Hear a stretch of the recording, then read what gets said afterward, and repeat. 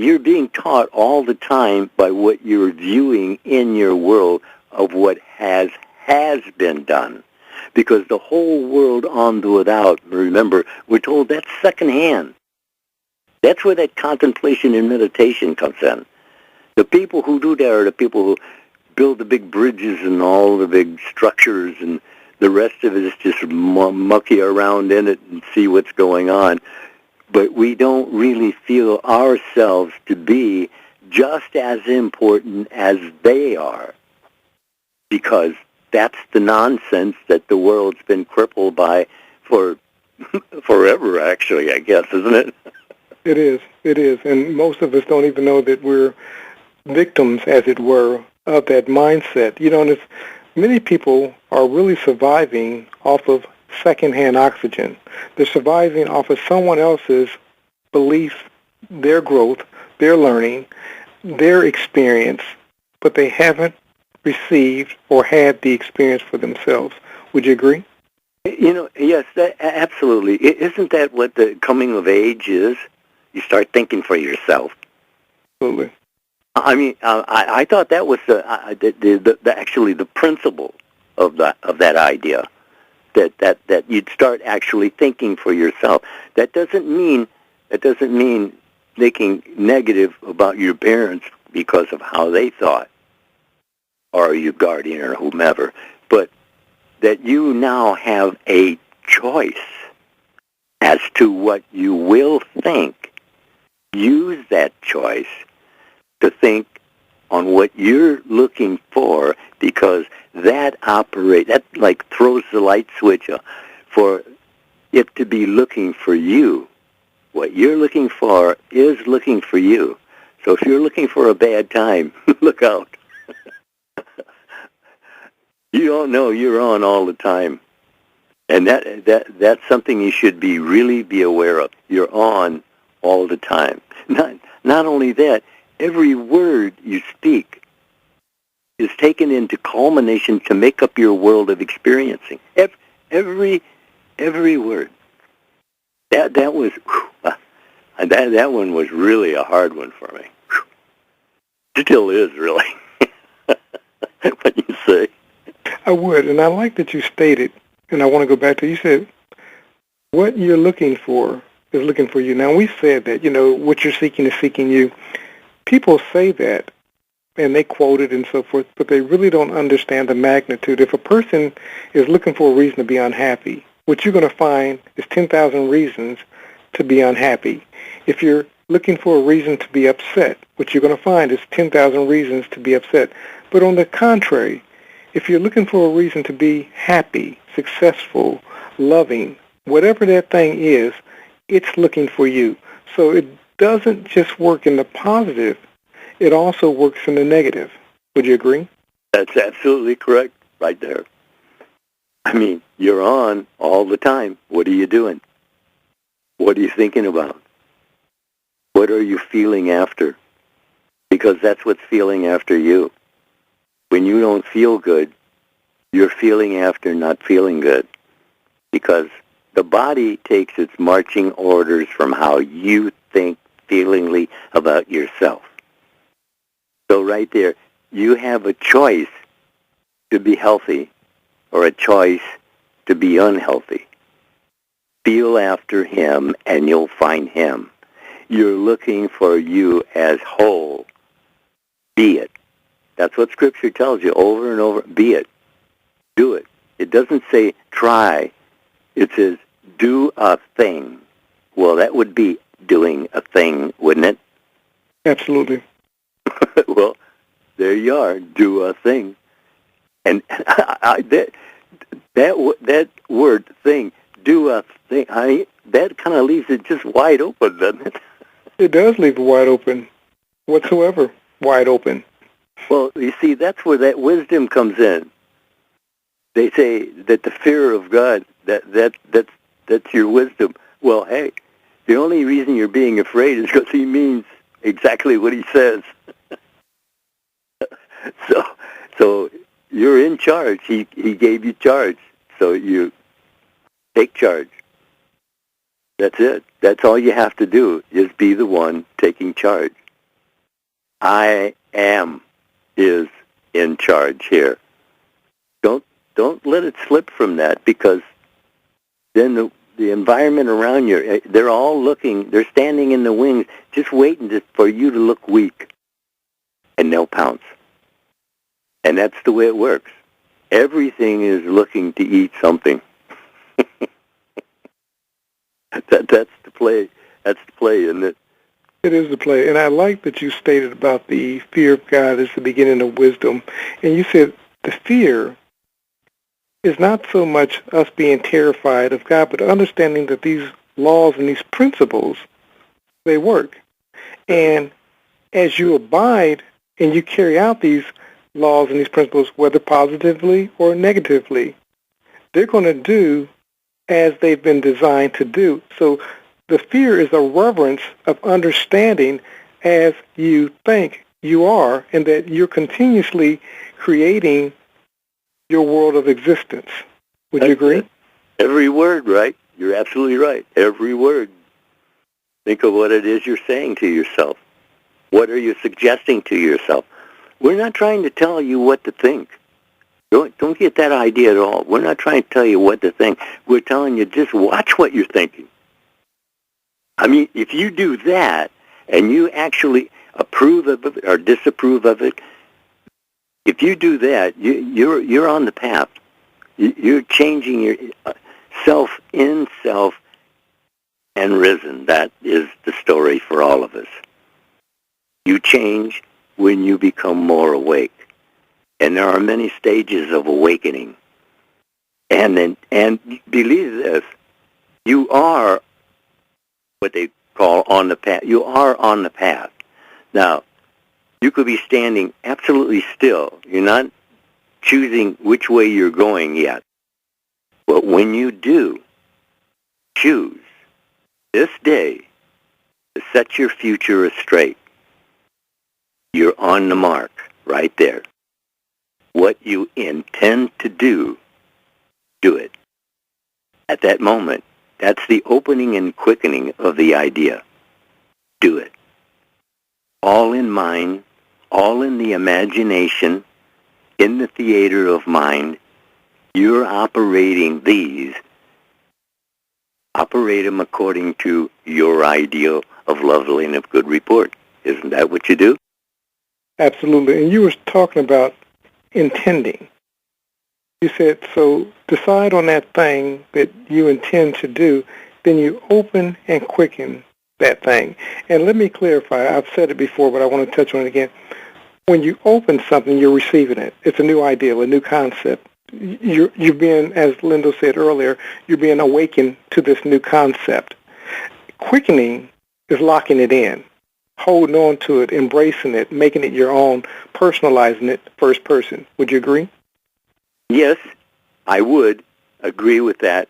But the thing of it is that when first you realize the power that you're operating a little bit, you have a tendency to go ape. But that's where the discipline really comes in, because you have to know first person, not hearsay. And everybody works on hearsay until they take charge of their thinking, feeling process. This is never telling you what to do, but that you are doing what you're doing, and you can change what you're doing if you'll take the time to sit in the silence and find out exactly what are you doing. Would you agree? Absolutely. And the wonderful thing about hearsay, you keep saying hearsay, as a listener, keep doing hearsay until it becomes your say. That's it. That's good. Good. Because there's good in everything. So if that's what you're looking for, that's what you'll find. You see, it's like the miracle thing. Everything is a miracle. Stop and think about it. Everything is created by God. What isn't a miracle? See, these are the kind of things you sit in the silence and you go over and over until you find them settling in and feeling as though they're the benefits that you were expecting. And that's what you want to do. Before you go to sleep at night, expect to see what you really want to be, show you what it is to be so, and it'll do so. If you'll stay on the course, on that particular idea long enough, that's it. Until then, that's all you can do is talk about it. Wouldn't you say? Absolutely. And the thing about the quickening, the owning of it, you can quote Neville, you can quote Mr. Lindell, you can quote, anyone. But when that quote becomes your own, when you start saying it, and it feels like something that just rolls up out of you, you can say, well, Lindell says this, or Neville says this, or DeCarlo says this, but when it becomes your say, that's when it becomes real to you. Would you agree? What else would you say, really? When you're talking about the contemplation and meditation, even though it's a simple subject, it's a deep subject. But actually, you're doing it all the time. Absolutely. You're told, change your mind. All you're doing, change what you're saying to yourself, and your world will change in accordance, won't it? It will, absolutely. It has for me, and I'm not anybody special. So there you are. It's yours if you'll claim it. That's it, isn't it? It is. And I want to add that it's yours by divine decree. But now the thing is, many of us, because the change does not seemingly happen instantaneously, we think that it's not working. Not so. It's always working. It took you time to get in the current state that you're in right now. And it's going to take sometimes less time, sometimes more time to get you out of that state. Would you agree? Oh, absolutely. Because look, say you're a 50-year-old person. That means you've had 50 years of conditioning of the ongoing drama. 50 years. And you hear this today and you get all excited and you want to wipe it out in a day. You see, how wholehearted are you in finding the answers you're looking for? That'll tell you how long it takes right to the minute. When you're wholehearted, it's yours. That's all I have to say about it. The thing is, let's not, when you're doing it, many of you are going to think that you have to struggle to make this thing happen. No, you just have to be. Choose. All you're told to do is choose. Choose. Come on, you can do that, can't you? I mean, that's it. All you have to do is choose. You have to choose. Or you're chosen for. And if you're not liking what you've been chosen for, then it's up to you to change your mind, change your world, wouldn't you say? Absolutely, absolutely. And most of us, again, we go back to in the world, but not of the world. Many of us have lived lives of other people's choices. And you're wanting to get off of that Ferris wheel, but you don't know how. The secret is, he just told you a moment ago, but I'm going to go back to it. Don't buy a ticket. Get a ticket. You have to choose. Or don't buy the ticket to the Ferris wheel, as he stated. But you have to choose. The choice is yours. And when you make the decision that you're no longer going to get on the Ferris wheel, that you're no longer going to buy the ticket, as Mr. Lindell stated, that's when change happens. Would you agree? That's it. You've done it. Stick with it. See, you can be really traded off really easy in the beginning, because I know it happened to me many a times. How I was steadfast, but somehow I got swept away somehow or another, and it happened so easy. And that's what God knows about you, is that you're not paying attention all the time. I'm very aware of that. We're not paying attention all the time. The idea is to pay attention more, because more is better, wouldn't you say? Absolutely. And sometimes what it is just being aware. I was encountering something at home, and I had to think, what end did I want to create? Now, the end that I want to create has nothing to do with the people around me. I can't let the people around me determine the end that I'm going to create. I have to create the end in spite of the appearance going on around me. Would you agree? Absolutely, absolutely. Look, every time I feel I'm getting upset with something, I'll come in, pop on a tape there, listen to it for 5 minutes, and I'm okay. See, that's all it really takes after a while. You just listen to it for a few minutes and you're okay again. See, we're all in there, find ourselves in those situations. And to act from mindsets means to carry it to the end of where you're screaming, and for what you don't even know, probably. But, I mean, I've been in those, so I know you don't know, really, if someone would ask you. But it's all about attitudes. I mean, like I said, all these great minds down through the centuries in these books all around me here, they all say man's life is man's attitude. Wouldn't you agree? Absolutely, absolutely. And I like that you gave them one of your tools. You said you pop in a tape. Listeners, what you got to do is create a pleasurable, a positive distraction for yourself. It may be a song or something that you think about. It may be simply counting back from 5 to 1. Whatever that thing is, you have to hit pause on the distraction, whatever's going on, because otherwise you're going to act out the distraction and you're going to reap the harvest of that acting out. Would you agree? Absolutely. That's those mindsets I was talking about.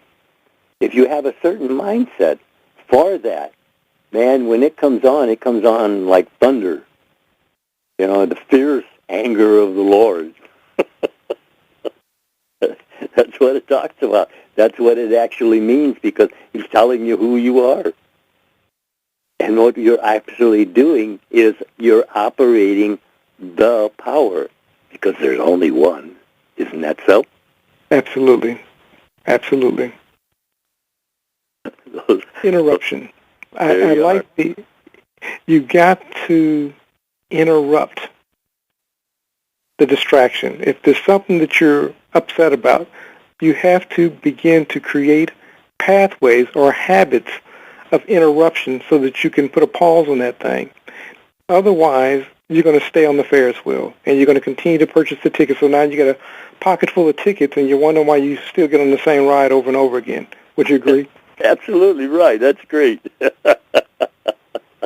I like that.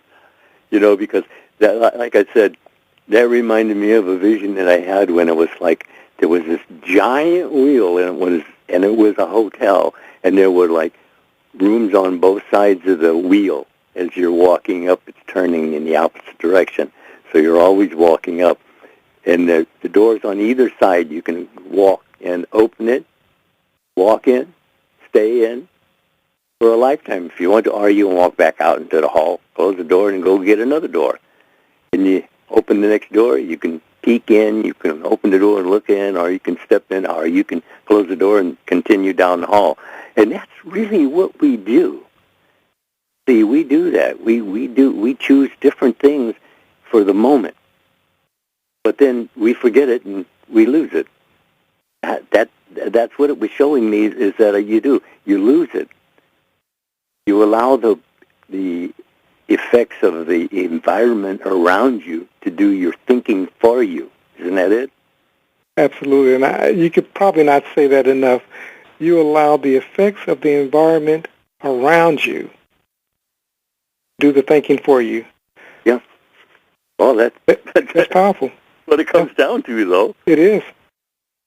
Are you recognizing you're doing this or allowing this? Isn't that it?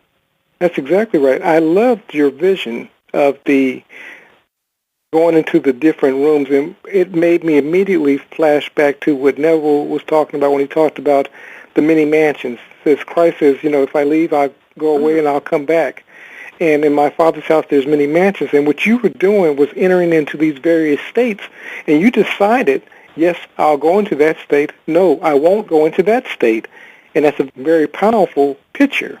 Yeah, it is. I just got another insight on it. Thank you. Well, thank you for sharing it. If you get in the right state of mind, that means you feel good about yourself and everything going on. If you can follow that feeling for even moments at a time, it will attract like feelings from out of nowhere, really. Because as you think, you are. And if you're feeling good, thinking good, it'll continue as long as you continue with it. But it stops when you stop, doesn't it? It does, and I like that you said that we're getting into the appropriate state. What it's going to do is attract like states. And the other side of that is it's going to also repel unlike states. So if you got people in your life that continuously bring you negativity, if you begin getting into the state of affirmative mindset or affirmations or positivity, as it were, then you're going to attract more of that. But the other side of this, it's going to repel those who are not of that mindset. And pretty soon, they're not going to even want to deal with you anymore. Would you agree? Yes. People call me antisocial. It isn't that I'm antisocial. I'm just anti-bull. And that's it. It really comes down to that. I got a call from Sweden last night. And I don't know if this guy probably had a few drinks, but he just actually called me to tell me what he knows. He's convinced me 100% that he knows nothing. And I told him, you're on the wrong train altogether. Got to go the other way. I don't think he got it. It was amusing, though. You know, and the thing is, even in his conviction, in convincing you of what it is that he knows, the only thing he did for himself is solidified himself into the state that he was in. Now, if he's happy with that state, as you've often said, if you're okay with that state, stick with it. But if you're trying to manifest or transform or change the state that you're in, then you have to be open to change. But if you're okay with the state that you're in, please, don't call Mr. Lindell and complain about the state that you're in. If you're okay with it, there's no need to make the call. Now, if you're seeking help or if you're seeking transformation, then I'm sure that Mr. Lindell will not mind. If you're looking for someone to get into a verbal conflict, he's not your man. Don't do that, please. Yeah, it does get annoying at times. But it always ends in a good state, so that's good. But I do like talking to those who understand what they're saying. If they actually understand what they're saying, I enjoy talking to those people. But the people who talk and don't know what they're talking about get tiresome real quick. Wouldn't you say? Yeah, some people really just want to be in verbal debate, and once I find that that's the intent, our conversation is going to be short, and often because what I do know is that there's nothing that I'm going to say to you that's going to change your way of thinking, and certainly there's nothing you're going to say to me that's going to persuade me from what it is that I know.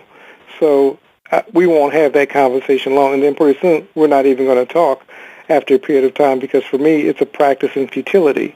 So I'm looking for conversations that are building myself up as well as building up the other person, like our conversations. It's, as they say, iron sharpens iron, and that's why we enjoy one another's conversations, because there is that spirit of agreement. Would you agree?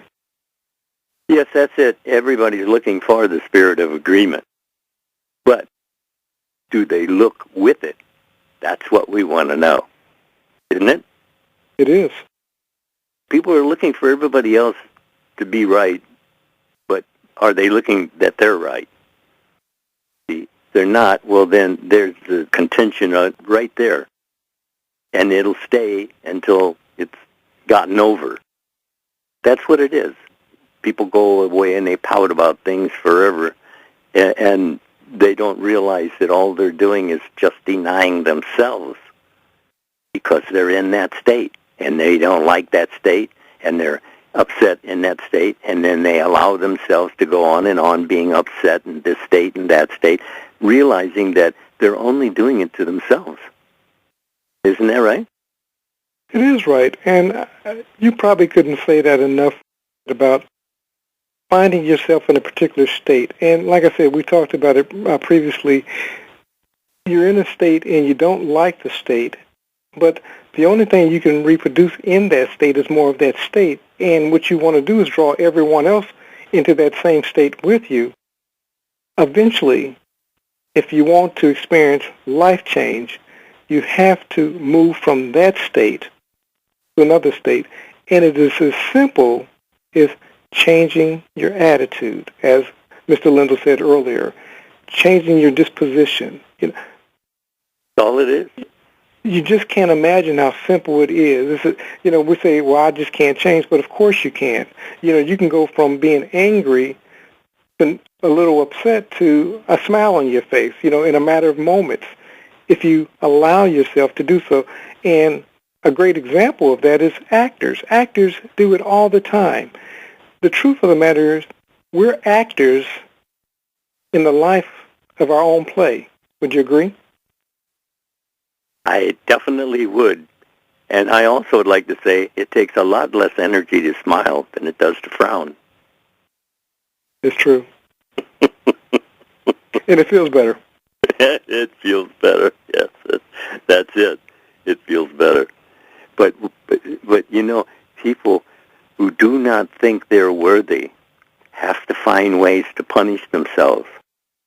And they don't realize that they're the one who's punishing them, and they're blaming God for it. As you think you are, that's it. And as long as you remember that, then you're not passing blame for what you're doing on to somebody else. Isn't it? Absolutely. And you said blaming God. Often the God they're blaming is the God in others. They look at other people as the culprit for the way they're feeling at the moment. But we have to give that power away ultimately, our feelings, to someone else to empower them to control how it is that we feel. Would you agree? That's it. You feel lesser than, so you expect to be treated lesser than. And when you are, you're successfully treated as lesser than.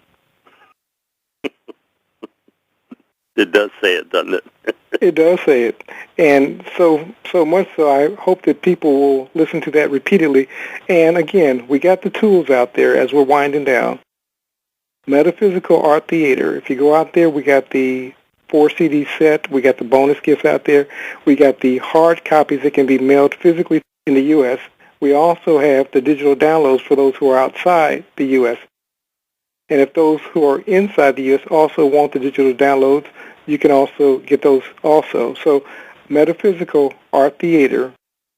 And again, these are meditative tapes. These are not instructional to say A, B, C, D.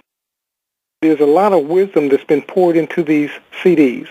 And as you meditate upon them, it's not a one-time deal, but as you meditate upon them, that's when you get the gems. We talked about contemplation, meditation. These CDs are perfect for that. Sometimes you can just listen for a moment and then go into the silence with something that you've heard from the CDs, and it will transform your life. Did you have anything you wanted to add as we're winding down, sir? Yippee-ki-yay. It's right on. Absolutely. Absolutely. So, contemplation, meditation, what would you say in closing? If you'll do so and be serious about it, you'll benefit from it, I assure you. I would ask everyone if they did. Don't try it. Do it. Do a thing. That's it, isn't it? That's absolutely it. Even if it's for a few minutes a day at first. It will increase because you'll see the benefits. But even if you just start with a few minutes a day, do a thing, and you shall have the power. That's it. And remember, there's only one. Absolutely. Thank you, sir. Thank you. Talk to you later.